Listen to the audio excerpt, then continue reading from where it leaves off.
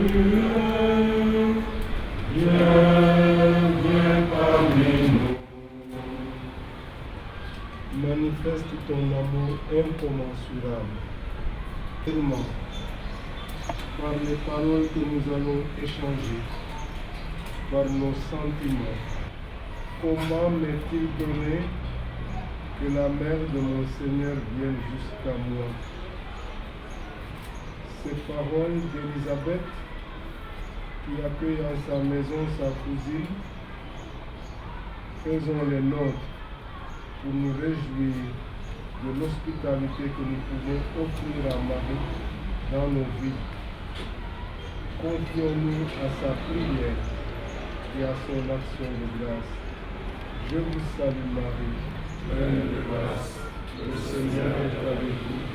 Vous êtes bénie entre toutes les femmes, et Jésus, le fruit de vos entrailles, est béni. Sainte Marie, Mère de Dieu, priez pour nous pauvres pécheurs, maintenant et à l'heure de notre mort. Amen.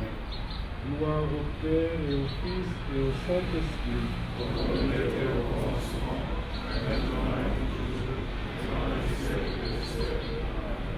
Au nom du Père et du Fils et du Saint-Esprit. Amen. Cardinal Sarr, archevêque émérite de Dakar.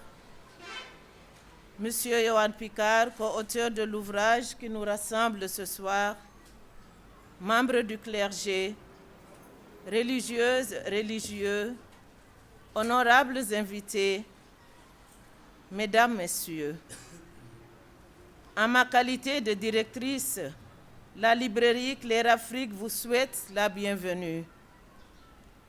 Notre structure est honorée d'organiser la dédicace du livre de son éminence le cardinal Sarr, paru cette année aux éditions Paroles et Silence.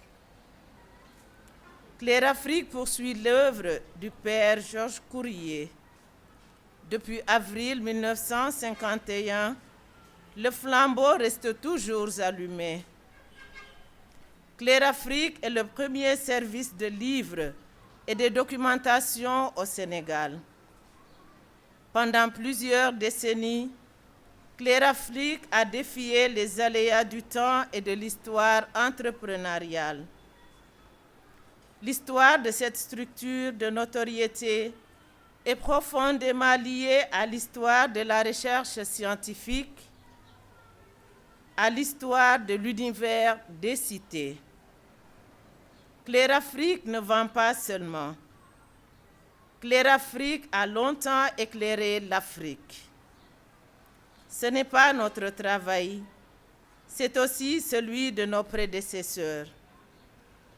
Sous le contrôle de son Excellence Monseigneur Benjamin Ndiaye, nous affirmons que le cardinal Sarr est un dévancier de mérite.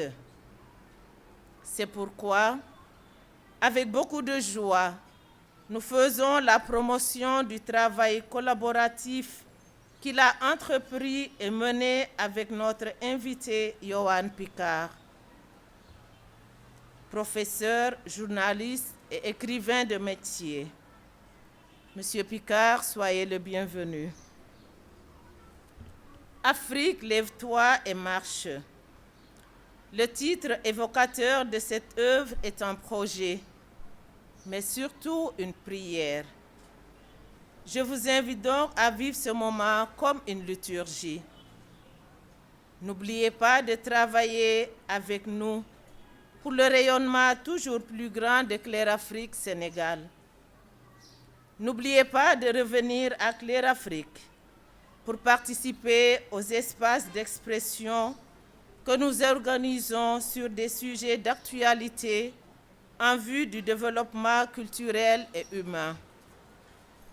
Claire Afrique se fait proche de vous en vous offrant cet espace qui nous accueille pour servir tous vos événements.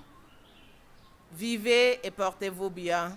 Je vous remercie. Benjamin Ndiaye, Éminence, Théodore Adrien Cardinal Sarr, M. Yohan Picard, Révérende Sœur Marthe, distingués invités. Le Conseil national du laïcat du Sénégal est très honoré de prendre la parole à l'occasion de cette cérémonie de dédicace du livre Afrique, lève-toi et marche de son excellence Théodore, de son éminence Théodore Adrien Cardinal Sarr, en collaboration avec Yohan Picard. Après des décennies de bons et loyaux services pour le salut de l'homme et le développement de la société, notre Père Théodore a voulu, en homme généreux, en homme d'espérance, nous partager son vécu, son parcours, son expérience, mais surtout son espérance. Une telle richesse mérite d'être présentée à la face du monde comme un témoignage de vie adossé à la parole vivante, bonne nouvelle annoncée par Jésus-Christ. Afrique, lève-toi et marche. Voici la bonne nouvelle. Voici le message d'espérance qui résonne comme une réponse aux nombreuses voix d'autrefois et même d'aujourd'hui qui ont condamné et condamnent encore notre cher continent. Ces voix pessimistes et progressistes ont sans doute contribué à semer le doute, à complexer et à paralyser une bonne frange des vaillants fils et filles de notre chère Afrique. Ce message d'espérance, Afrique, lève-toi et marche, dévoile au moins deux facettes de son éminence. Première facette, le panafricaniste. Son éminence appartient à la race des grands panafricanistes tels que Kwame Nkrumah. Son engagement et ses multiples responsabilités au sein de la CERAO, Conférence épiscopale régionale de l'Afrique de l'Ouest, et du CHEAM, Symposium des conférences épiscopales d'Afrique et de Madagascar, témoigne à suffisance de son désir de voir l'Afrique debout et unie. Deuxième facette, le guérisseur. À la page 14 du livre, son éminence Cardinal Sarr nous apprend que son père était guérisseur traditionnel. Il soignait certains maux de ventre par massage, breuvage de racines d'arbustes, etc. Et son père voulait même l'initier au secret de cet art. Mais c'est sa mère qui s'y opposa.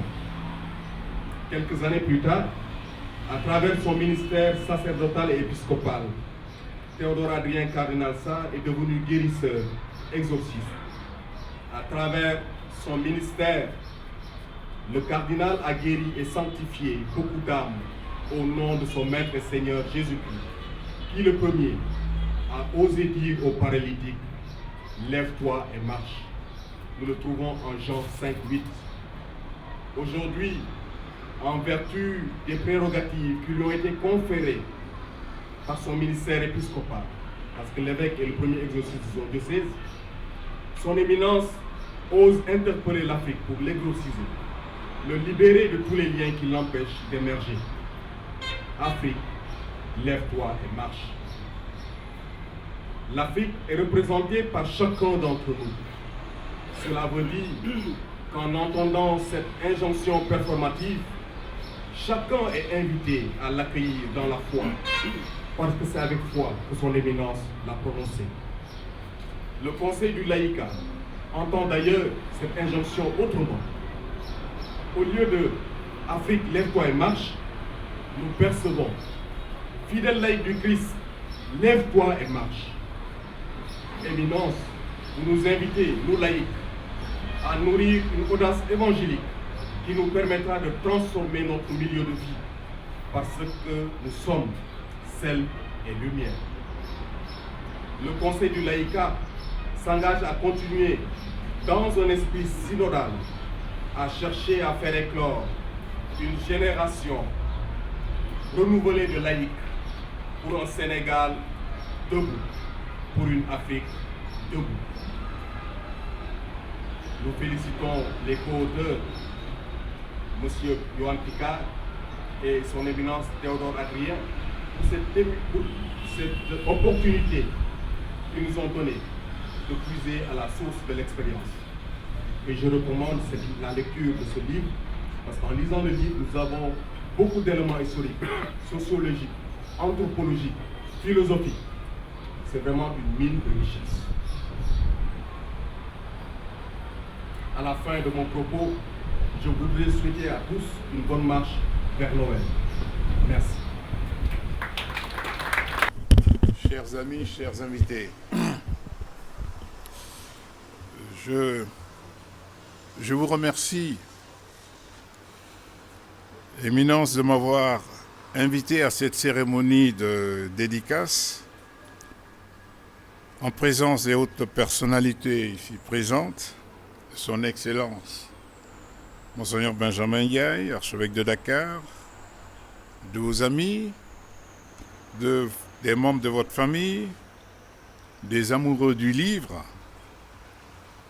qui se réjouissent autant que moi, je pense, de célébrer avec vous cet instant simple et solennel en reconnaissant la fécondité de votre activité intellectuelle selon vos propres termes au troisième âge de la vie. Je ne suis pas venu pour vous parler du livre, ni pour vous donner des éléments de littérature.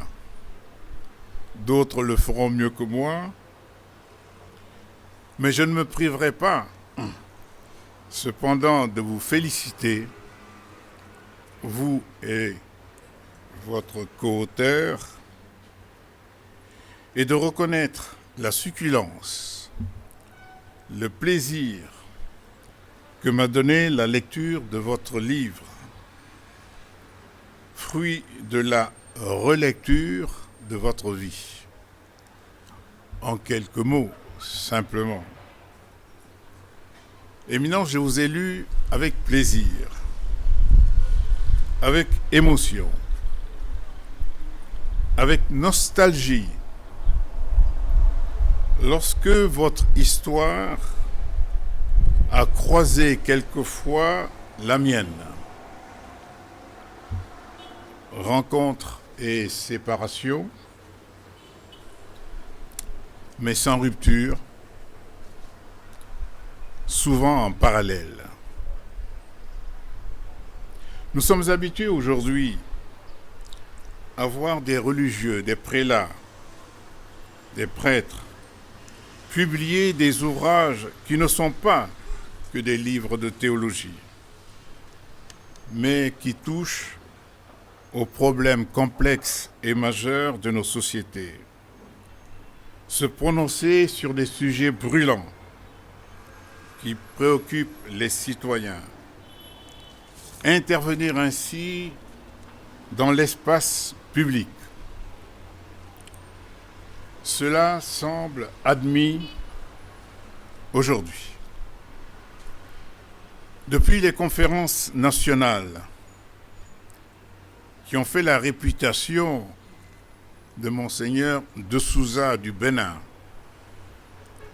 les évêques sont de plus en plus associés plus directement dans la recherche de réponses à apporter aux crises majeures qui jalonnent la vie de nos sociétés. Votre livre, Éminence, s'inscrit dans ce courant moderne. Votre livre ne laisse aucune question importante de deux côtés. Aussi, dans les bonnes bibliothèques et les bonnes librairies sérieuses, à côté d'autres ouvrages, le vôtre sera en bonne place.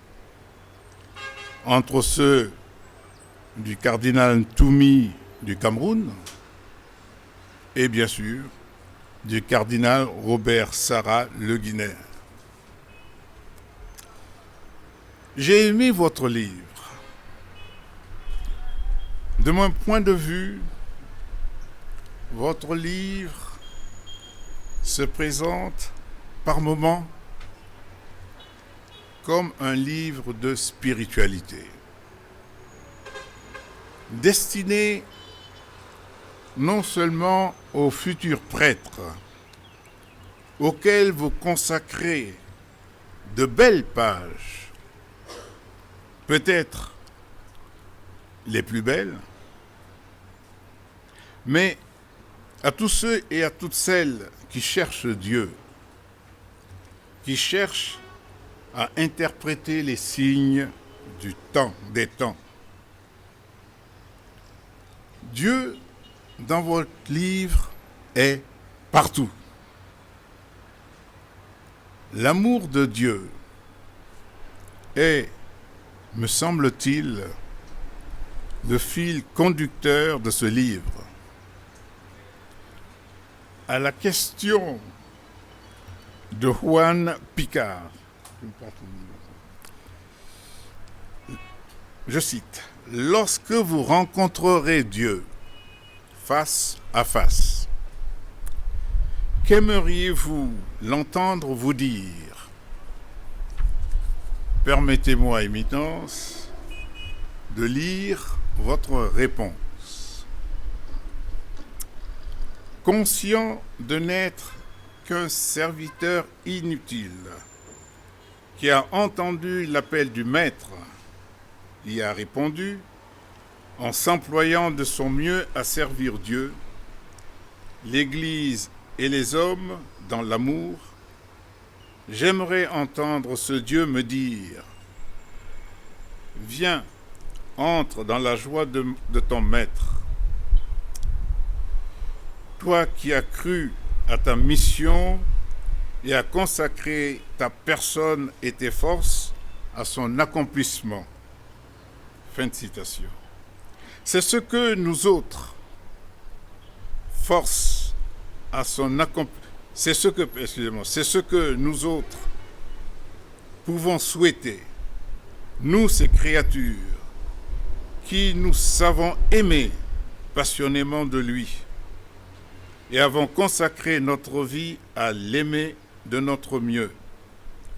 Nous qui ne sommes que de pauvres serviteurs, qui avons essayé et essayons toujours d'accomplir avec amour et de notre mieux la mission qu'il nous a confiée par amour.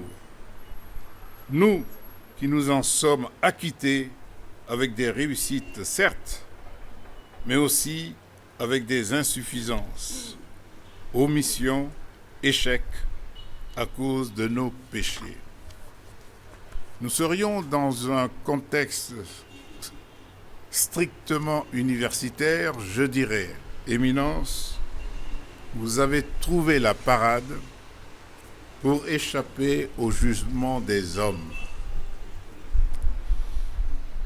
J'ai aimé aussi votre livre pour son style. Votre écriture est agréable, simple, précis et clair, et fait honneur à la faculté des lettres et sciences humaines, principalement au département de lettres classiques où vous avez été formé. Nous aimerions lire plus souvent des ouvrages de nos collègues avec une telle écriture, mais comme vous le savez, le style, c'est l'homme. Et par votre style, précisément, vous entraînez votre lecteur qui se prend au jeu des questions-réponses et veut, bien entendu, en savoir plus. Cet entretien, ou ce livre d'entretien, est construit, me semble-t-il, comme un interrogatoire. Votre interlocuteur, complice et associé, vous interroge comme un juge d'instruction. Et vous-même, pris au jeu, vous répondez toujours comme à un juge d'instruction. Vos réponses commencent toujours par « oui, oui, oui ». Oui, le plus souvent, non de temps en temps. certainement le plus souvent. C'est une méthode qui force l'attention et rend vivant le récit. Enfin, pour terminer, me frappe aussi le titre de votre livre. Afrique, lève-toi et marche, qui rappelle, dites-vous dans votre livre, vous-même, l'ordre donné par le Christ aux paralytiques, lève-toi, prends ton grabat et marche. Vous l'avez rappelé. Les pères synodaux, dites-vous, l'ont repris et l'ont appliqué à l'Afrique. Afrique, lève-toi, prends ton destin en main et marche, lorsqu'ils se sont adressés aux enfants du continent. Et vous ajoutez, le pape Benoît XVI a fait de même dans l'exhortation post-synodale Africae Munus, l'engagement de l'Afrique, en rappelant que l'Église doit offrir et annoncer la parole du Christ qui guérit, libère et réconcilie. En faisant le titre de votre livre, n'est-ce pas à vous-même que vous l'appliquez, invitant votre lecteur à vous suivre dans votre engagement avec l'Église à relever les défis de la construction de la paix dans le continent. Parce que ce livre, c'est vous.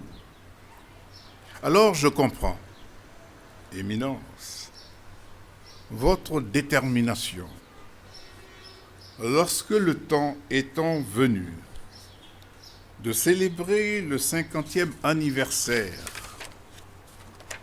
du Concile Vatican II avec Monseigneur Barthélemy Adoukonou, alors secrétaire du Conseil pontifical de la culture, vous vous êtes engagé résolument à honorer la haute figure d'Alioune Diop, dont le nom, dira Monseigneur Adoukonou, est pour nous à jamais lié au Concile Vatican II.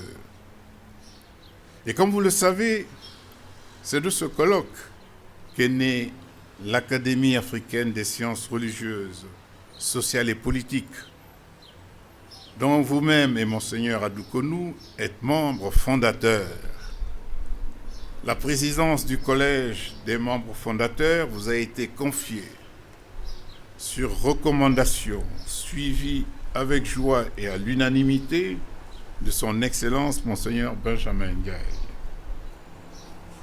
Et clôturant les travaux de l'Assemblée générale constitutive de cette académie, vous avez fait cette déclaration que je me permets de vous lire pour terminer. Tout ce que je viens d'entendre m'a insufflé la conviction que l'Académie africaine des sciences religieuses, sociales et politiques arrive à la bonne heure. Il m'apparaît aujourd'hui que l'Afrique noire dispose de potentialités et moyens qui peuvent et doivent permettre à ses fils et filles de mener le combat de leurs prédécesseurs au terme qu'ils visaient. Le surgissement d'une Afrique maîtresse d'elle-même, façonnant son destin selon les desseins du Dieu créateur auquel elle croit, se faisant reconnaître et respecter à la face du monde et apportant sa contribution à l'avènement d'un monde d'amour fraternel, de solidarité, de justice et de paix. Au sein de cette académie, vous restez fidèle à vous-même, à votre engagement, à votre mission. Cette académie qui se nourrit de deux sources, la foi et la culture africaine, qui s'inscrit d'une part dans la ligne des exhortations apostoliques post-synodales Ecclesia in Africa du pape Saint Jean-Paul II et Africa Munus du pape Benoît XVI, synode auquel vous avez pris part, et d'autre part de la vie et de l'œuvre d'Alioune Diop, avec pour ambition de perpétuer son œuvre, cette académie saura, je le souhaite, tirer profit à son tour de la lecture de ce livre, que j'invite tous les lecteurs à lire comme un livre de témoignage et de spiritualité. La devise de l'Académie est celle-ci. Afrique, se penser pour penser le monde. Cette devise s'enrichit quand elle rejoint cet ordre. Afrique, lève-toi et marche. Excellence, je vous renouvelle mes remerciements et l'honneur que vous me faites de m'associer à ce débat. Vous adresse mes félicitations à vous et à votre co-auteur, complice, et à vous, Madame la révérende sœur Marthe Marie, directrice de Care Afrique, et souhaite plein succès à un si beau livre. Je vous remercie.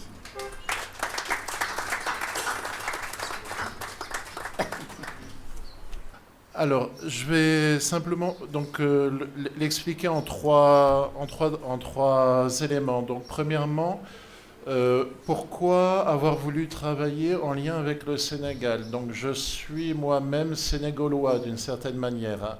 C'est-à-dire, je suis certes français né en France, mais j'ai vécu plusieurs années au Sénégal, à Dakar. J'ai d'ailleurs passé plusieurs années d'études au lycée Mermoz. Je salue, j'ai quelques camarades de classe qui sont d'ailleurs dans l'Assemblée aujourd'hui. Et je suis resté un petit peu sénégalais en moi, évidemment, au fil des années, et je suis régulièrement revenu. Donc je reste au fond de moi, quelque part sénégalais ou sénégalois, comme on dit familièrement. Alors, pourquoi avoir voulu travailler sur l'Afrique? Donc ensuite, j'expliquerai pourquoi avec le cardinal Sarr. Donc, j'ai pu constater, malheureusement beaucoup aussi ont pu le constater, qu'il y a parfois une double faille dans la culture, c'est-à-dire d'un point de vue africain, il y a des bibliothèques entières qui se perdent par manque d'écrit, malheureusement. J'en parlais encore tout à l'heure avec une des personnes qui a organisé cet événement. Il y a une culture orale extrêmement riche, mais des bibliothèques entières qui se perdent parce que cette culture n'est pas toujours écrite.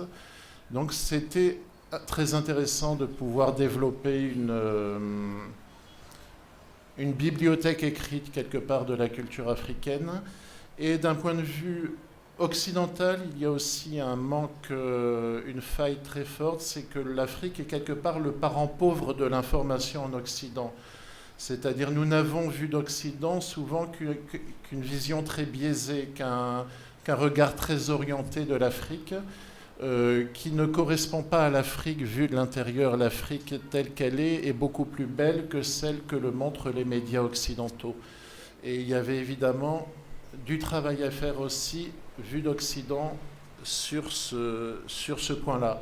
Comme vous le savez, depuis une quinzaine d'années, nos médias remettent en boucle le fantasme de marée humaine qui débarquerait en France ou en Occident, ou bien des peuples, ne donnent de l'Afrique parfois que l'image de la misère, de la pauvreté, de la malnutrition. Et il y a tout un autre aspect de l'Afrique magnifique qui méritait d'être mis en valeur. Voilà. Et troisième point de ma démarche, pourquoi le cardinal Sarr? Alors, en tant qu'écrivain et journaliste français et catholique, J'ai aussi eu l'occasion de donner des cours, comme le disait la personne qui a parlé juste avant moi. Je suis aussi professeur et j'ai pu constater que la plupart de mes étudiants sénégalais, qu'ils soient chrétiens, musulmans ou même non-croyants, connaissaient tous le cardinal Théodore Adrien Sarr et lui vouaient un profond respect, quelle que soit leur conviction, leur absence de conviction. Le cardinal Sarr avait la réputation d'être un homme de paix, une figure éthique et une véritable référence morale pour le Sénégal et pour l'Afrique en général. Et étant donné mes origines, enfin mes liens affectifs, amicaux avec l'Afrique, mes engagements littéraires, journalistiques et chrétiens, il m'a semblé évident de proposer au cardinal Sarr, en toute liberté, de lui proposer un livre-entretien, justement, pour faire vivre cette mémoire qu'il incarne, pour faire vivre cette bibliothèque humaine qu'il représente aujourd'hui. Et il m'a semblé naturel à un moment donné de lui présenter. Donc je n'avais pas ses coordonnées personnelles. Donc j'ai envoyé une lettre de France à tout hasard via l'archevêché de Dakar. Et un jour, le cardinal Sarr m'a répondu. Et il pourra vous raconter la suite du parcours.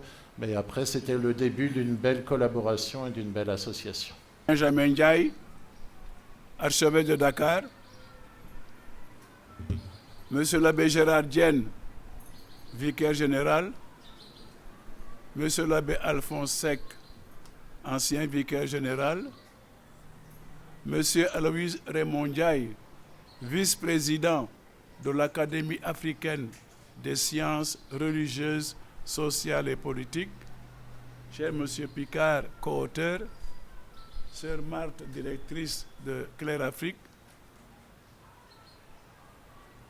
À vous tous et toutes, j'adresse mes cordiales salutations et sincères remerciements.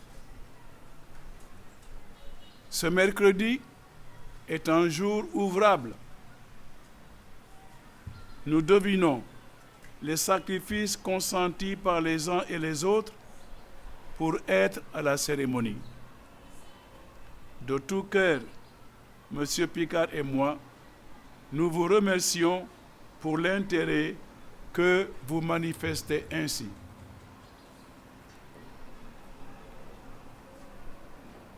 Je commence mon propos par vous présenter la genèse de ce livre Entretien tel que je l'ai vécu personnellement. Je vous partage d'abord des appels qui m'ont été adressés de temps en temps et par quelques personnes à l'occasion de rencontres qui suivaient une cérémonie. On me disait, « Monseigneur, n'allez-vous pas écrire vos mémoires ?» Invariablement, je répondais, « On verra ». Tout s'arrêtait là de la part des interlocuteurs et de moi-même. Cependant, un jour, Feu Marcel Mendy m'a demandé de le recevoir sans autre précision. C'est lors de la rencontre que je lui ai accordée qu'il m'a fait part de son projet d'écrire un livre sur moi. J'ai hésité. Je lui ai marqué mon étonnement. Nous avons discuté et finalement, il a obtenu mon accord.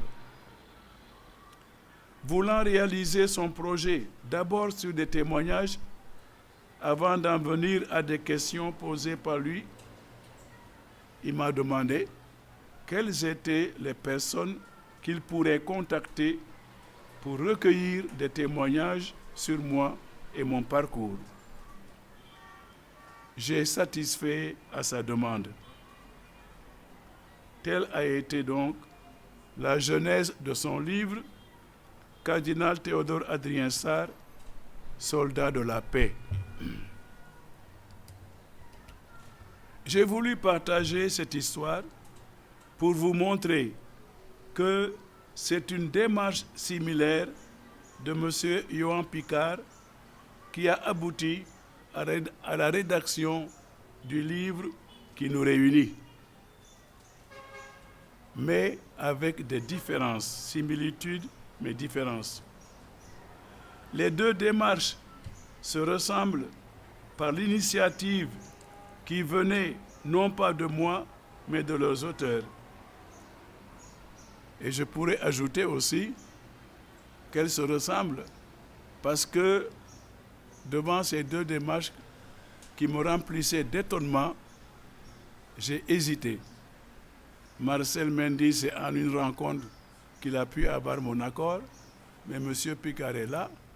Quand il m'a écrit en mai 2018 plutôt, j'ai mis presque 2 mois avant de lui répondre. Parce que je ne savais pas qui il était, pourquoi il voulait cela. Puis finalement, quelqu'un m'a dit, mais répondez toujours pour voir. Et ce que j'ai fait, et aussitôt, il m'a expliqué qui il était, pourquoi il voulait faire ce livre avec moi. Ensuite, nous nous sommes rencontrés à Paris lors d'un de mes passages.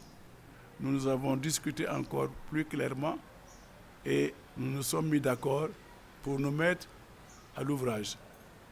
Il est venu à Dakar en Noël 2018 et pendant 3 jours, il est passé dans mon domicile pour m'interroger matin et soir, pendant 3 jours.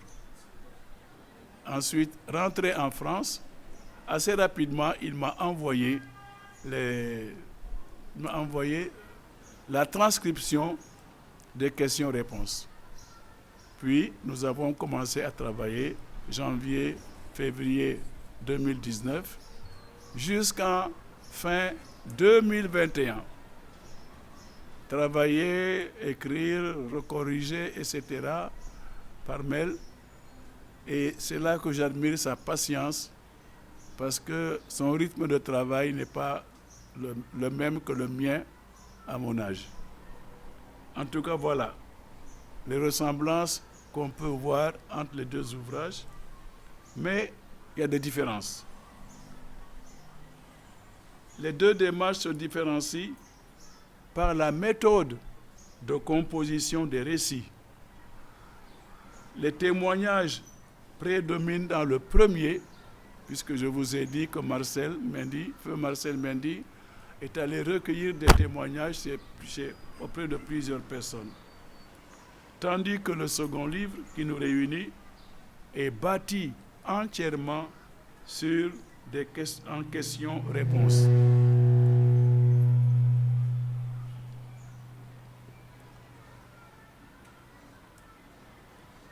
Alors, nous pouvons aborder le contenu du livre. Quelques mots alors sur ces questions-réponses du deuxième livre, puisque c'est lui l'objet de notre rencontre.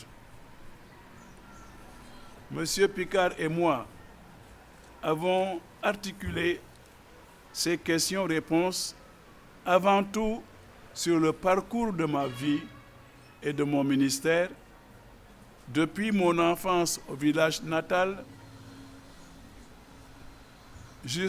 jusqu'au cardinalat, et en même temps sur les contextes ecclésiaux, africains et mondiaux de chaque étape du parcours, pour finir sur un bilan des défis et des messages. Ainsi, ce livre n'a nullement la prétention d'être une thèse de théologie, de philosophie ou de sociologie, d'anthropologie ou de sciences politiques, peut-être n'en déplaise à mon ami Alvin Ndiaye.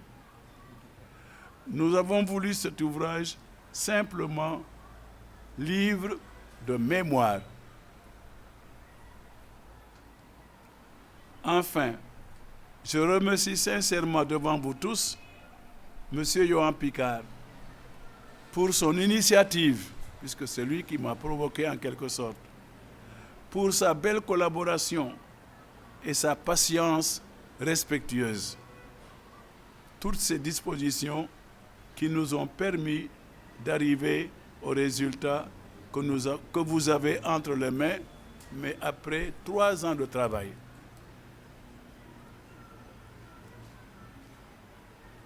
Afrique, lève-toi et marche. C'est ensemble avec M. Picard que nous avons retenu cet appel comme titre de notre ouvrage. Mais pourquoi? Nous l'avons d'abord retenu comme un écho de l'appel lancé dans leur message final par les participants au deuxième synode africain de 2009. Voilà ce que lançaient les évêques comme appel. Afrique, lève-toi, prends ton destin en main et marche. Comme au premier synode africain de 1994, leurs échanges, en effet, évoquaient les malheurs qui frappaient toujours l'Afrique noire et la frappent toujours. Cette Afrique noire qu'ils avaient comparée au paralytique de la piscine de Bethesda à Jérusalem, que Jésus avait guéri en lui disant « Lève-toi et prends ton grabat et marche ». Évangile de Jean, chapitre 5, verset 8. Pour nous, évêques africains, Jésus-Christ veut guérir l'Afrique et il est en train de le faire en l'invitant sans cesse à se mettre debout pour réaliser le dessein de Dieu sur elle. Pour ma part, le titre « Afrique, lève-toi et marche » concentre mes réflexions et préoccupations sur le sort de l'homme noir en Afrique et dans le monde, en même temps que mon grand vœu d'en voir la disparition définitive de ce sort négatif réservé à l'Afrique. Ce sort de l'homme noir, ce sont le regard souvent négatif des autres hommes de la planète sur le noir, ainsi que leurs propos et comportements souvent désobligeants envers lui. Le sentiment d'être pleinement concerné par un tel sort m'a fait d'abord nourrir dans ma jeunesse le grand vœu d'en voir la cessation définitive. Ensuite, à l'âge adulte, l'ambition de contribuer, selon mes possibilités, à la disparition du phénomène dans l'histoire de l'humanité. Disparition de ce phénomène négatif. Ainsi, quel élève noir, prenant connaissance dans les programmes d'histoire de la traite négrière infligée à ses ancêtres, autant par les Européens que par les Arabes pendant des siècles, quel élève noir donc n'a ressenti honte et douleur devant ce que nous reconnaissons aujourd'hui être un crime contre l'humanité? En ce qui me concerne, ce que d'aucuns appellent la conscience noire s'est cristallisé en moi avec l'étude de la littérature africaine d'expression française qui était inclus dans l'étude de la littérature française à travers le temps comme matière du certificat de français pour la licence en lettres classiques. Approuvant pleinement le combat des militants de la négritude, Aimé Césaire, Léopold Senghor et leur compagnie, ainsi que la poursuite de la défense et illustration des cultures noires et de la culture noire par Alioune Diop et ses compagnons de la Société africaine de culture et de la revue Présence africaine, j'en ai toujours appelé, en saisissant les occasions favorables, à l'engagement de la génération présente et des générations futures, engagement pour la poursuite qui mènera à la fin heureuse et fructueuse du combat des Noirs en vue de leur reconnaissance et de leur place dans la grande famille humaine. J'ai lancé de tels appels, par exemple au colloque de 2016 à Dakar sur Alioune Diop et le cinquantenaire du Concile Vatican II, comme M. Ndiaye l'a évoqué. Ensuite, lors de la restitution en 2020, toujours à Dakar, des actes du colloque. Et maintenant, dans la marche de l'Académie africaine des sciences religieuses, sociales et politiques que nous avons créée en 2001. Je lance donc de tels appels aujourd'hui tout au long de l'ouvrage que vous avez en main ou que beaucoup auront en main. Un tel engagement de ma part est évidemment éclairé, nourri et conforté par ma foi chrétienne et la mission confiée par Jésus-Christ à son Église. Selon les circonstances, j'exhorte mes interlocuteurs noirs à ne pas se résigner à subir les regards, les propos et comportements négatifs à leur égard, mais à reprendre et nourrir la confiance et l'assurance en eux-mêmes, en tant qu'êtres humains créés par Dieu, êtres humains égaux à tous les autres, dotés par le Créateur des mêmes potentialités. Je les appelle, ces interlocuteurs, à déployer leur potentialité dans leur vie personnelle et sociale, en fidélité à la vocation et à la mission donnée par Dieu à Adam et à ses descendants, pour l'épanouissement personnel et une contribution féconde au développement de tout homme et de tout l'homme, comme disait le pape Paul VI. Afrique, lève-toi et marche. N'est-ce pas qu'il faut se respecter soi-même pour être respecté et se faire respecter des autres? Donc, Afrique, lève-toi, prends ton dessein en main, marche pour montrer ta dignité et te faire respecter. Aux chrétiens d'Afrique noire, je lance les mêmes appels en communion avec les pasteurs de l'Église, leur demandant de se considérer et de se comporter en baptisés, c'est-à-dire en hommes et femmes bénéficiant des bienfaits et des grâces du salut apporté et proposé aux hommes par Jésus-Christ. Jésus-Christ, dont nous nous préparons à célébrer la naissance en notre monde. Disciples et témoins de ce Sauveur des hommes, les chrétiens d'Afrique ont pour vocation et mission de s'engager dans l'annonce de la bonne nouvelle de la libération et de l'adoption filiale en Jésus-Christ par leurs paroles et leurs actes. Oui, les Noirs chrétiens d'Afrique et d'ailleurs doivent entendre le grand appel « Afrique, lève-toi et marche ». Ils doivent l'intérioriser chacun et chacune. Ils doivent travailler à le faire entendre et à le faire vivre par leurs proches, leurs concitoyens et les décideurs sociaux, économiques et politiques des différents pays.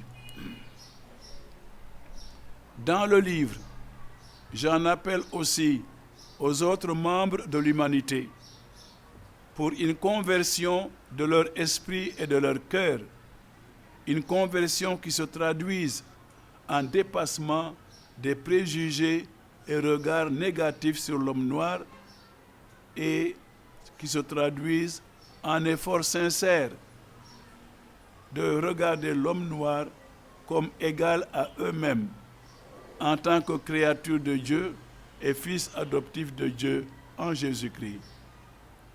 Alors, me semble-t-il, l'Afrique se trouvera en meilleure position pour se lever, prendre son destin en main, occuper la place qui lui revient, occuper la place qui lui est due dans le cercle des nations et jouer sa belle partition dans le concert de l'universel. Déjà, joyeux Noël à tous, bonne et heureuse année, et merci de votre attention. C'est Moïse. Mati c'est ma mère. Ndiaye le papa. Donc Meïssa, Mati Ndiaye. Je suis écrivain poète et je suis très ému ce soir parce que l'archevêque, sa grande générosité s'est manifestée en 1999 au premier président diocésain de la paroisse mariale de Foundiougne, qu'il devait présider, et il a ouvert effectivement la cérémonie aux musulmans. Et j'étais donc le poète musulman choisi pour participer à cette cérémonie mémorable. Et l'archevêque, votre humilité et votre générosité, je ne l'oublierai jamais. Vous savez ce qu'il a dit après que j'ai eu à déclamer en fait mon poème sur la Sainte Vierge Marie? Elle m'a dit, Meïssa, mais je ne peux pas comprendre cette grandeur d'âme. Vous avez dit plus que moi que je n'ai pu dire dans mon homélie. Et tôt ou tard, la Sainte Vierge vous le paiera. Regardez-moi ça. Et cela s'est avéré parce qu'effectivement, quelques années après, le poème tiré de cette œuvre m'a rapporté beaucoup de choses. Je ne vous ai pas encore donné votre part, mais Ndiaye, vous êtes sar. Vous comprenez? Mais au moins, je pense que la petite entame, mais votre part, Inch'Allah, je vais me comporter en sar pour vous donner votre part de ce que la Sainte Vierge m'a donné. Alors donc, Marie, vous savez, ses qualités sont dans ce poème. Monsieur Sarr, Monsieur Picard, il faut avoir un esprit vivant. Et pour avoir un esprit vivant, il faut avoir la volonté de devenir humain, pas homme, mais être un humain, faire vivre son esprit. La Sainte Vierge Marie, si vous retenez ces quelques mots que je vais avancer à travers ce poème, il y a eu toutes les qualités voulues par Dieu pour les êtres humains qui étaient incarnées par la Sainte Vierge Marie. C'est pourquoi elle est la mère de toute l'humanité, de toutes les époques. Marie, Marie, Marie l'étoile, Marie la lune, Marie la sainte, Marie la pure, par ta sainteté, tu nous as honorés. Par ta pureté, tu nous as comblés. Marie, mère de Jésus de Nazareth, fidèle, patiente, tolérante, dévouée, généreuse, soumise à Dieu, amoureuse de toutes les créatures. Aucune femme ne pouvait l'égaler. Sa fidélité en témoigne. Marie, nous ne saurions vivre sans toi. Nous ne saurions vivre sans ton Fils, qui par ses lumières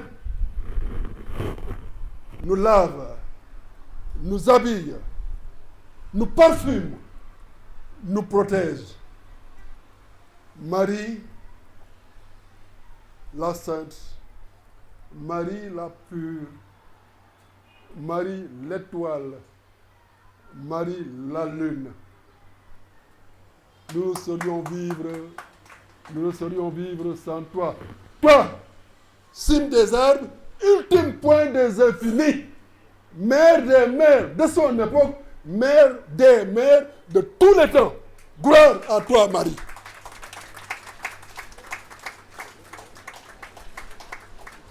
contribution. Je me rappelle effectivement que quand nous tentions de lancer un pèlerinage diocésain à Kaolack, on avait pensé que le pèlerinage pourrait se faire à Foundiougne, parce que Foundiougne a été la première mission fondée dans le diocèse de Kaolack. Foundiougne a été fondée en 1911 et la mission de Kaolack n'a été fondée qu'en 1914.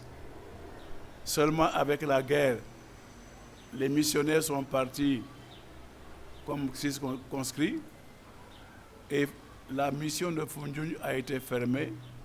Mais heureusement, celle de Kaolack est restée toujours 1914 jusqu'en 1954 à l'arrivée des pères missionnaires du Sacré-Cœur du Soudan, ce qui a permis que Foundiougne soit réouvert. Alors, je me rappelle qu'effectivement, durant cette messe, je ne sais plus comment on m'a présenté M. Ndiaye, mais il nous a lu dans la célébration un si beau poème sur Marie, et qui montrait vraiment que, comme il l'a dit, les musulmans connaissent Marie, aiment Marie et la vénèrent. C'est vraiment pour nous, chrétiens musulmans, un des nombreux points de rencontre qui nous permettent de dialoguer. Dialogue de parole, dialogue de vie, dialogue d'action. Quant au deuxième intervenant, dont je n'ai pas retenu le nom, bon, j'aimerais pas tellement qu'on aborde ces questions parce que nous sommes d'abord concernés par ce livre, qu'on discute du livre. En tout cas, en ce qui concerne la corruption, il y a plusieurs questions dans le livre que M. Picard m'a posées et auxquelles j'ai répondu. Mais ce que je peux dire aujourd'hui, c'est que si nous voulons nous lever et développer l'Afrique, nous voulons aussi commencer nous-mêmes par combattre les maux qui s'opposent au développement de l'Afrique. C'est à nous de lutter et de combattre, de dénoncer et combattre pour que ces fléaux finissent et que les moyens dont nous disposons puissent servir au développement de nos pays et non pas aux intérêts de quelques-uns. Je m'en arrête là. Mon président au niveau du CNL, je voudrais d'abord remercier, féliciter son éminence, cardinal Théodore Adrien Sarr, pour sa générosité. Parce que ce qu'il nous offre aujourd'hui, ce témoignage, cet ouvrage, c'est vraiment un signe de générosité de sa part. Et vraiment féliciter également son co-auteur, M. Picard. J'espère que vous n'allez pas vous en arrêter là. Nous aurons encore d'autres témoignages parce qu'on a encore beaucoup de bibliothèques vivantes que nous voulons préserver, sauvegarder. Et je vous remercie d'avance pour ce que vous ferez. Je me présente, je suis le président de Présence chrétienne. Le Présence chrétienne qui a été créé en 1992. Le doyen Théodore Cardinal Sarr connaît son fondateur, tonton Théodore Ndiaye, que je m'honore de succéder. Et aujourd'hui, notre combat, qui a toujours été celui de Présence chrétienne, c'est vraiment de promouvoir cet engagement citoyen au service non seulement de l'Église, mais au service de la société. Et ce message-là transparaît, on le sent, dans cet ouvrage. Et en écoutant tout à l'heure le professeur, le doyen Aloïse Raymond Ndiaye, professeur, ce qui m'est venu à l'idée, c'est parce que nous sommes actuellement dans une réflexion qui continue depuis longtemps sur l'image de Alioune Diop. J'aimerais avoir votre sentiment sur l'héritage d'Alioune Diop. Aujourd'hui, nous, notre génération, quel est vraiment, comment on peut valoriser, comment on peut donner un peu plus de contenu, de contenance dans notre contexte à la vie, au parcours, à l'œuvre de ce grand monsieur, ce grand Sénégalais. L'autre petite question que je voudrais vous poser pour taquiner un peu le cardinal, j'ai commencé à lire l'ouvrage et j'ai vu que vous avez parlé des prénoms sérères. mais je n'ai pas vu, vous n'avez pas de prénom traditionnel. Est-ce que, ou bien c'est un secret, ou bien il n'y en a pas? Est-ce que c'est un hasard, ou bien vous vous appelez juste Théodore Adrien Sarr? Je m'excuse si c'est une question indiscrète. Hein? Merci beaucoup. Éminence, bonjour Monsieur Ewan. J'avais juste une question à poser. Dans le livre, on parle de Afrique, lève-toi et marche. Et ce qui m'a frappé, nous avons encore un bébé porté sur les mains. Je voudrais qu'on nous donne un peu d'explication par rapport à l'image de la couverture du livre. Merci. Nemoucha 6 à la parole.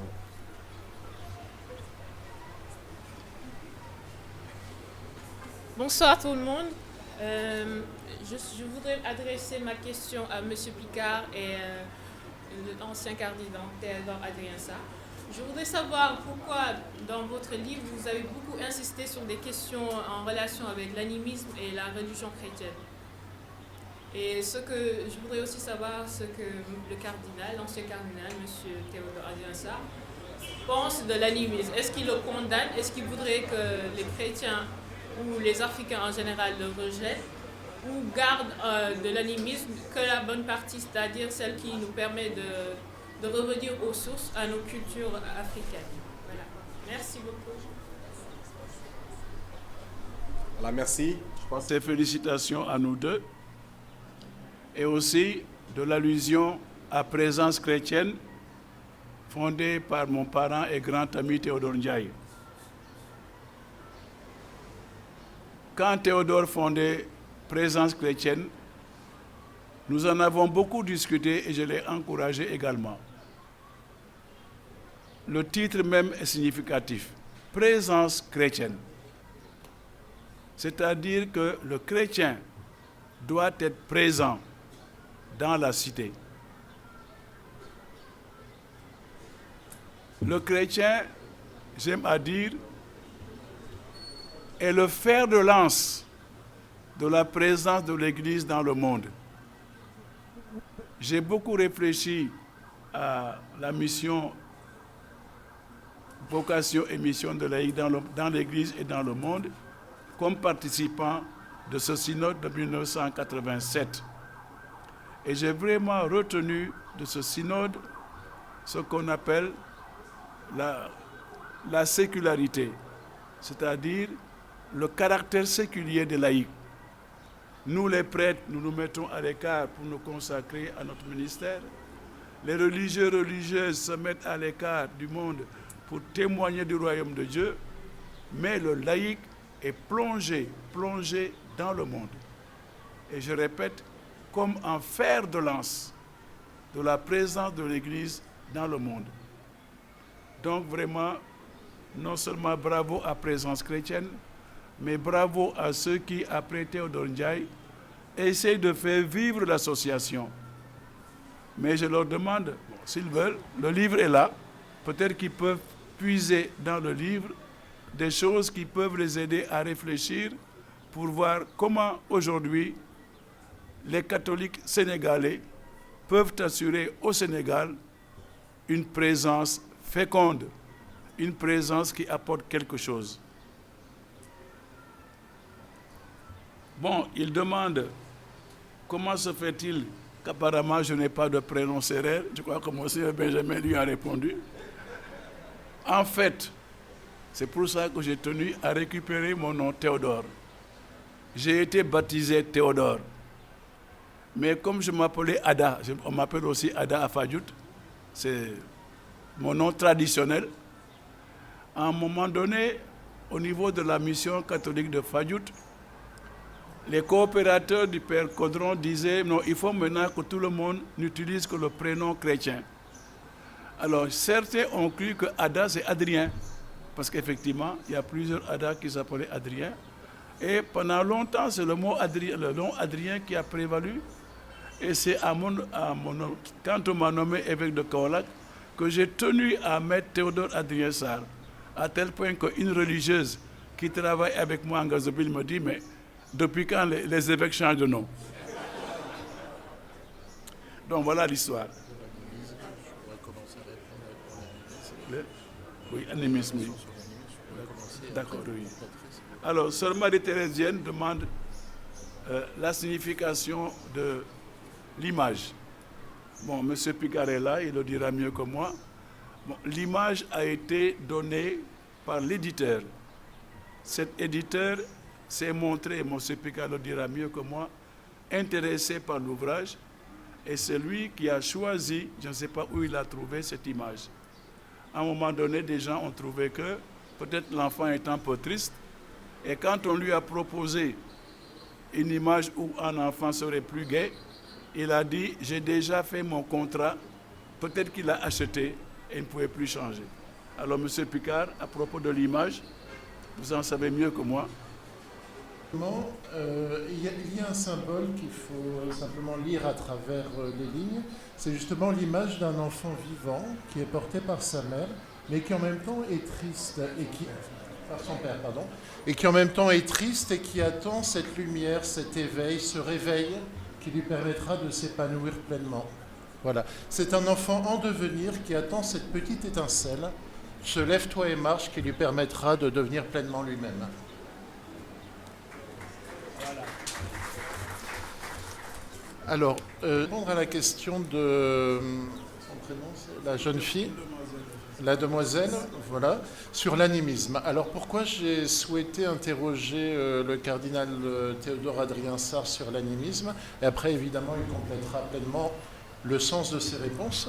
Alors, le sens de mes questions, c'est simplement que j'ai trouvé très intéressant son parcours, car il est issu d'une famille animiste, enfin, d'une famille de tradition animiste.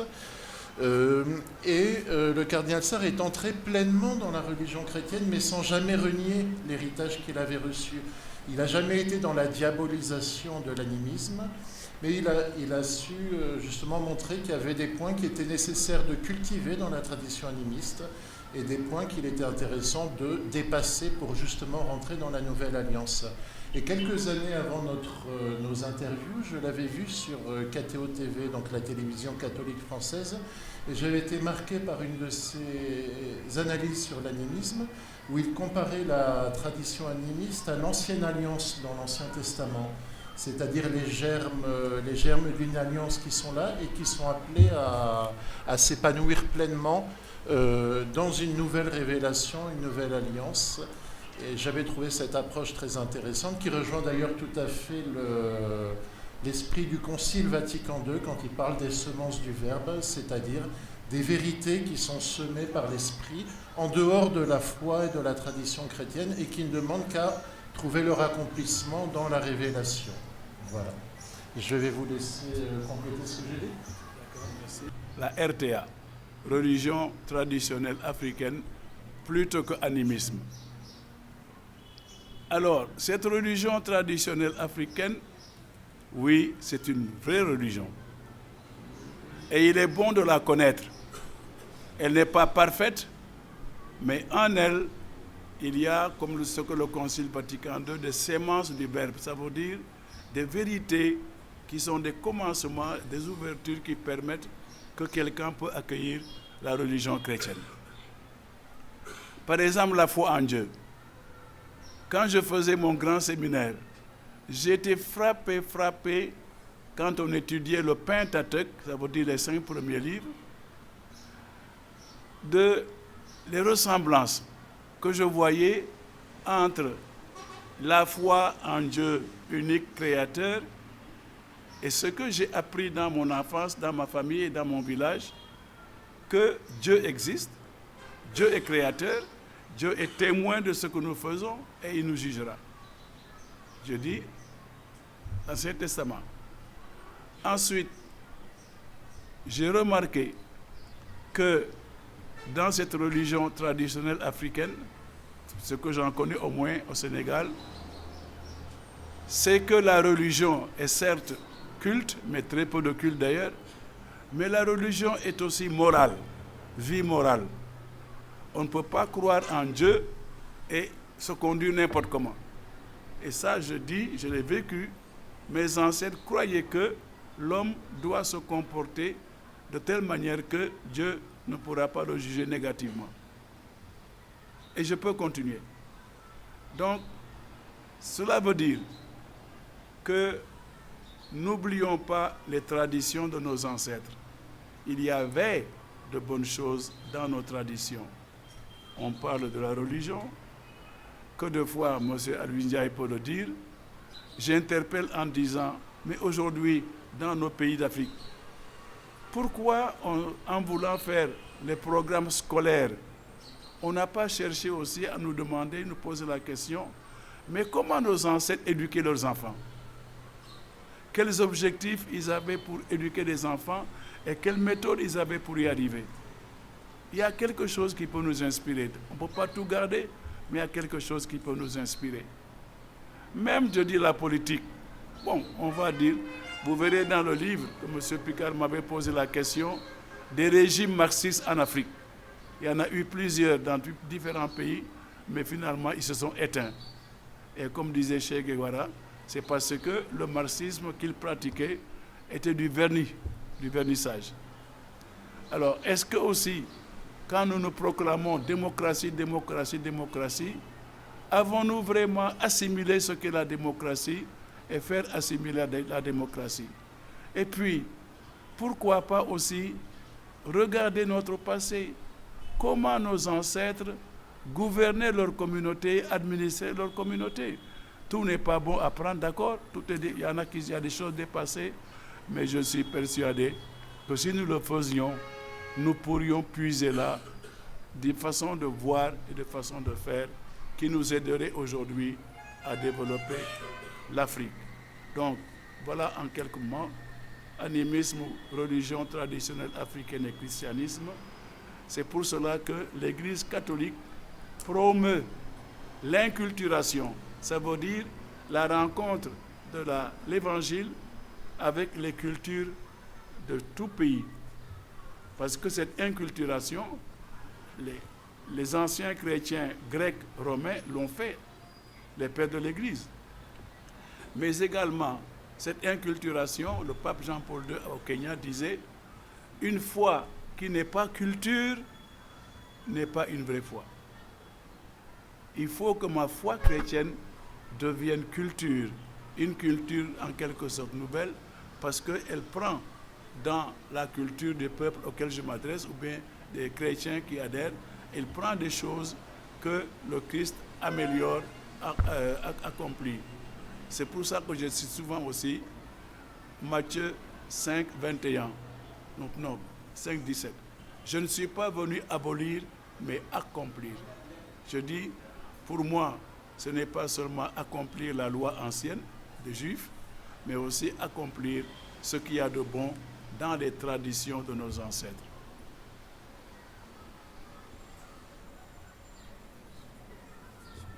Vas-y.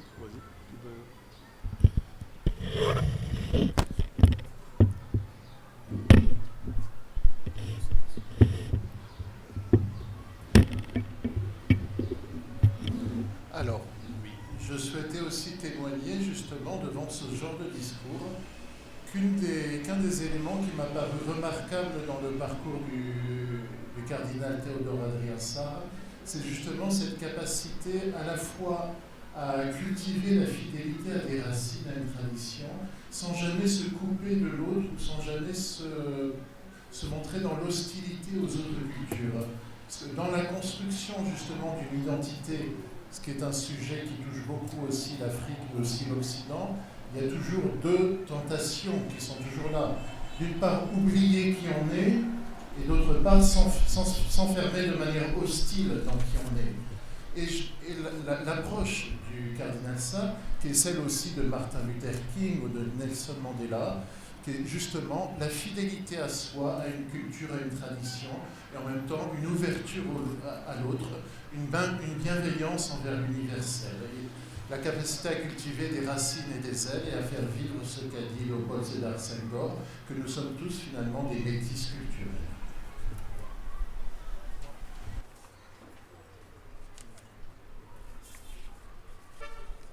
Avant de vous donner des impressions, Je voudrais aussi parler du livre et je reviendrai sur quelques points qui ont été soulignés. Chers amis, voilà un ouvrage qui nous dessine un parcours riche sur le plan humain, sacerdotal, épiscopal, cardinaliste, à travers un entretien vivant sous forme de questions-réponses en diverses étapes. Il faut saluer la pertinence des questions posées par vous, Johan Picard, qui avez su faire parler le cardinal, le faire réagir et au besoin même l'amener à préciser ou à étoffer ses réponses. Le titre de l'ouvrage, qui fait penser à la finale de l'exhortation apostolique Afriche Munus du pape Benoît XVI, est repris et justifié à plusieurs reprises au cœur de l'ouvrage. Il résonne comme un appel à ne pas accepter la fatalité, mais plutôt à se ceindre les reins en position debout pour avancer. Mais pour aller vers où? L'ouvrage y répond précisément. Je signale deux petites difficultés. Il subsiste dans l'édition quelques coquilles à corriger. Par ailleurs, la figure de Barthélemy de Las Casas, pour ce qui est du moins de la cause des Noirs, n'est pas est aujourd'hui remise en cause, en ce sens qu'il s'avérerait qu'il aurait favorisé la libération des Indiens, des esclaves indiens, au détriment de Noirs qui étaient considérés comme plus résistants dans l'exécution des tâches serviles. Hormis ces deux remarques, l'ensemble de l'ouvrage est agréable à lire. Il est non seulement documenté, mais il provoque et suscite réflexion. Le texte est vivant et se prête à une lecture aisée, instructive, laissant le soin au lecteur d'apprécier. Je note en plus de l'information et de l'érudition du cardinal Sarr la concision avec laquelle il répond aux questions qui lui sont posées sur la base d'une réflexion lucide et argumentée. Son enracinement dans son terroir d'origine, l'île de Fadjout, avec sa culture, autorise le prélat à évoquer son chemin de néophyte lorsqu'il s'initie à la religion chrétienne. Ceci pour bien souligner le socle culturel dans lequel il a été comme formaté suivant ce qu'il appelle le code de l'honnête homme. Après tout, et cela a été rappelé, avec un papa guérisseur, n'était-il pas dès l'enfance imprégné de l'ambiance dans savoir-être et dans savoir-faire traditionnel? L'ouvrage offre une occasion de découvrir non seulement les étapes de l'itinéraire du personnage, un itinéraire riche sur le plan humain, chrétien et ministériel, mais aussi d'apprécier une pensée claire et lucide, fondée sur des connaissances acquises, alimentée par la réflexion et soutenue par des convictions fortes, ainsi que par une riche expérience acquise sur le terrain, suivant les étapes de son cursus. Comment ne pas admirer ce cursus qui est comme adossé à un discours de la méthode? Je me souviens de ce que me partageait une personne qui a bien connu l'auteur. Cette personne disait: Monseigneur Sarr analyse les situations et les problèmes comme une écailleuse de poissons, jusqu'à ce qu'il ne reste aucune écaille.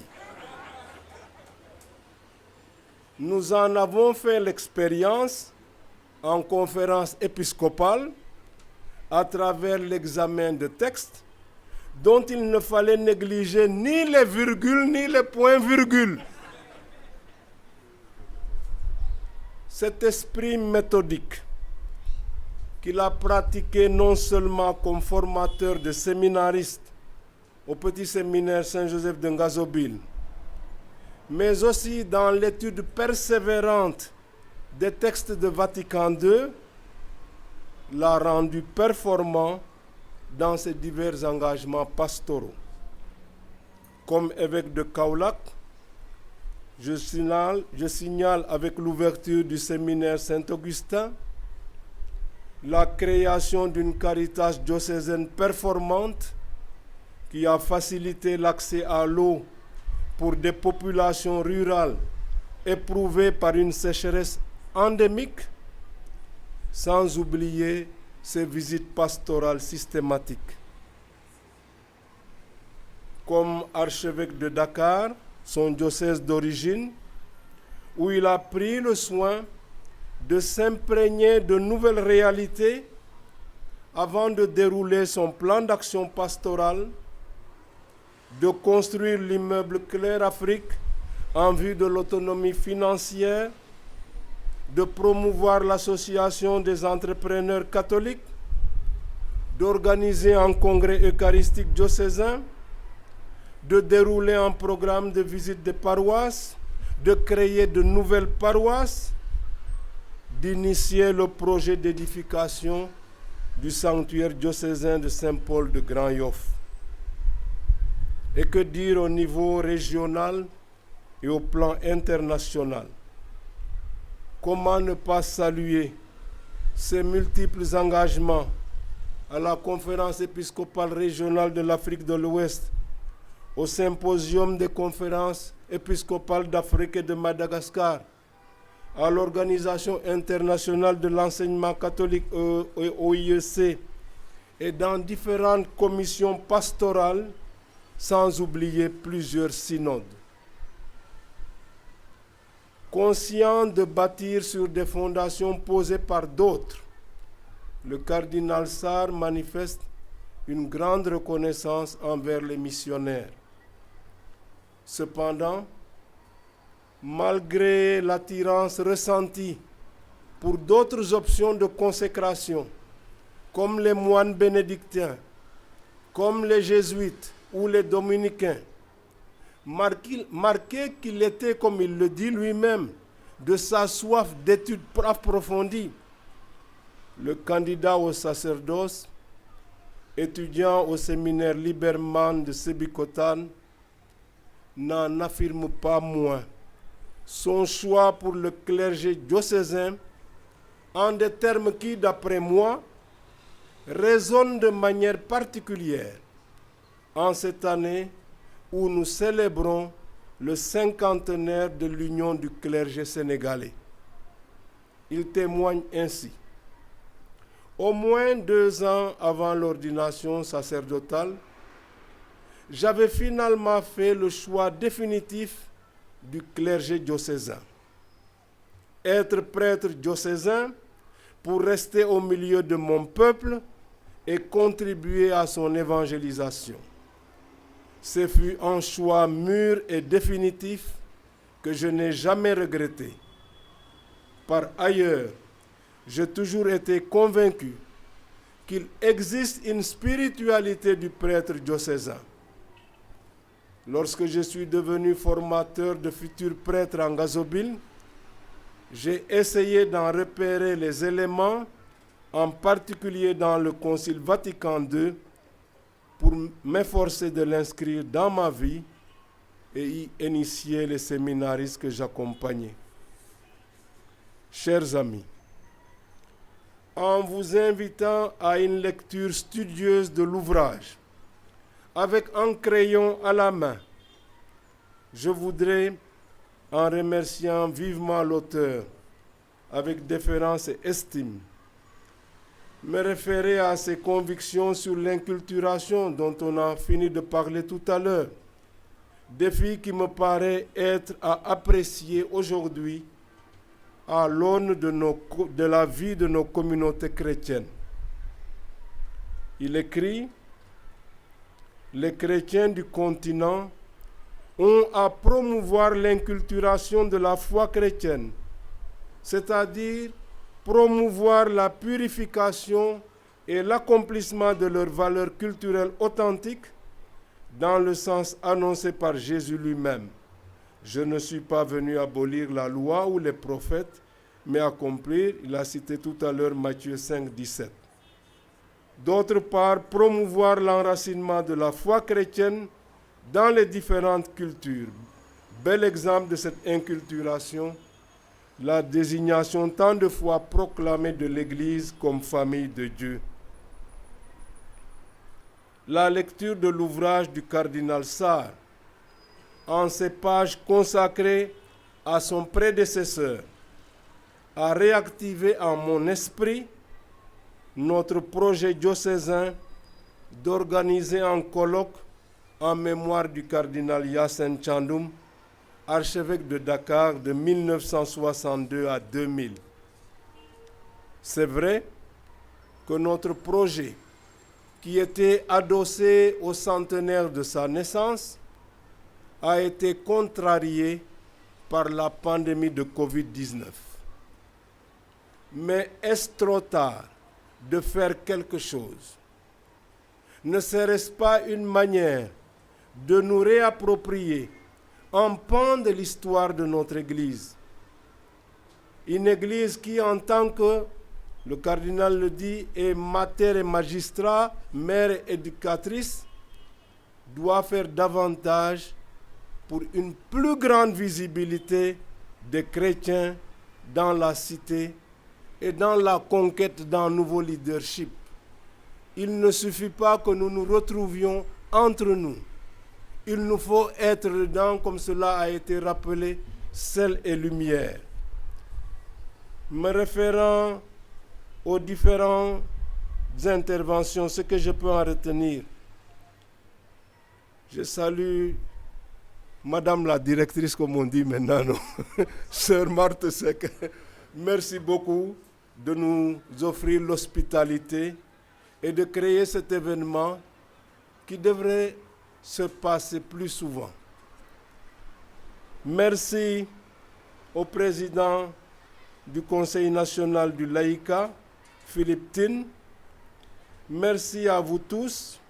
Je crois que Aloïse Raymond nous a, un grand professeur, fait une lecture très belle de l'ouvrage du cardinal Sarr. Johan, vous nous avez rappelé la genèse de l'ouvrage. Et c'est bon de savoir comment vous avez dû insister pour obtenir gain de cause. Je crois qu'il faut nous bousculer un peu pour que nous sortions aussi de nos coquilles. Vous avez pu le faire pour le cardinal, bravo.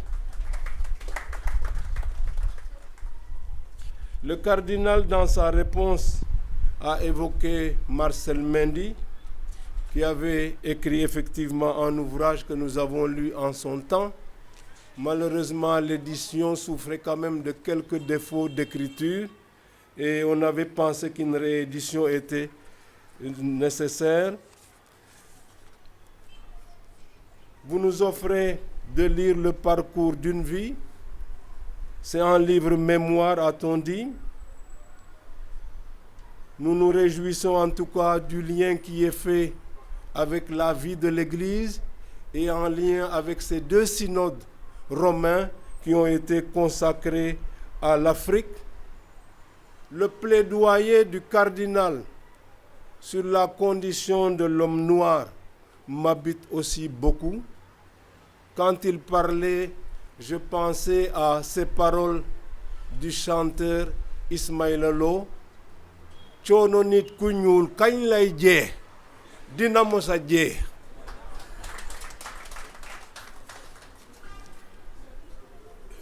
L'académie qui a été fondée autour du personnage d'Alioune Diop nous offre de belles perspectives.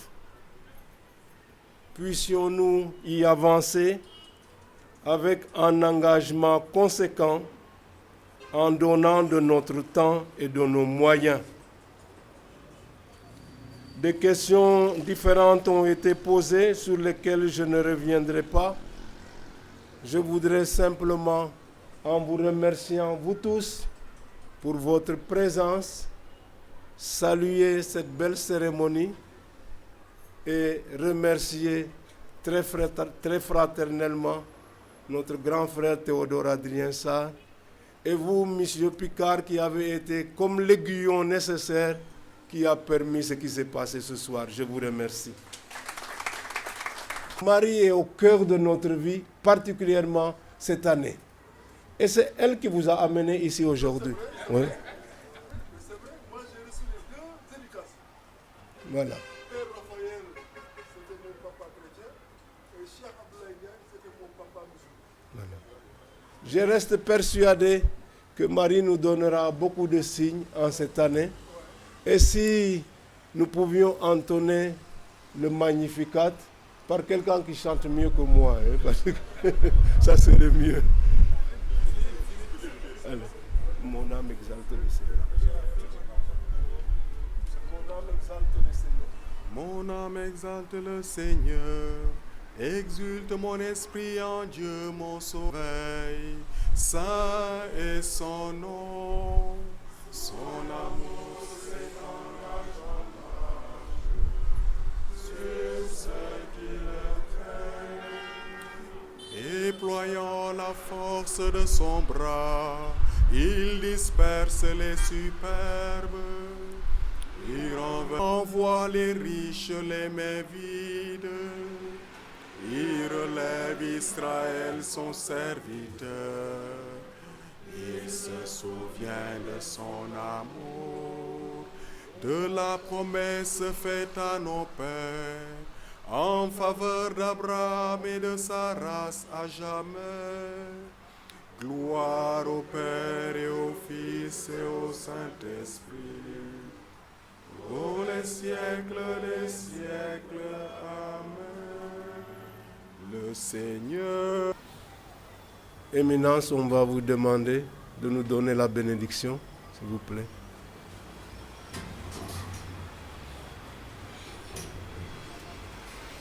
Vous, et avec votre esprit, que Dieu Tout-Puissant nous bénisse, nous protège et nous garde, le Père, le Fils et le Saint-Esprit. Amen. Alors, rentrons tous dans la joie chez nous, mais peut-être, j'ose insister, réfléchissons et levons-nous. Merci.